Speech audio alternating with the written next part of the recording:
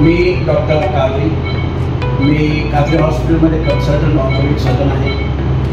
आमच्या कादरी हॉस्पिटलमध्ये सर्व प्रकारचे ऑर्थोपेडिक ऑपरेशन होतात। 4 वर्षापेक्षा कमी वयाच्या मुलांना सर्दी खोकला झाल्यास क्लोरेनिफामाइन मॅलेट आणि फेलेनिफ्रिनचं मिश्रण असलेलं सिरप देऊ नये असे निर्देश drugs controller general of India DCGI औषध नियंत्रक यांनी जारी केलाय। तशी सूचनाही DCGIनं केली आहे। सिरपमध्ये क्लोरेफेनामाइन मॅलेट लेबल असायलाच हवं अशी कडक आणि फेनिलेफ्रिन किती मिसळावं याचं प्रमाण ठरलेलं आहे, ते पाळलं जातं का हे पाहणं गरजेचं आहे असं औषध नियंत्रकांनी नमूद केलंय। भारतात बनवलेलं कफ सिरप वापरल्यानं काही देशात मुलांना मृत्यू ओढवल्याचा आरोप झालाय, तथापि संबंधित कंपन्यांनी हे आरोप फेटाळून लावले होते। तिथे उल्लेखनीय या उपर औषध नियंत्रकांनी नुकतंच राज्यांना पत्र लिहिलं असून यात क्लोरेनिफेमाइन मॅलेट आणि फेनिलेफ्रिन या 2 घटकांच्या मिश्रणातून तयार झालेल्या सिरपच्या बाटलीवर तसं ठळकपणे नमूद करायला हवं असे निर्देशही दिले आहेत।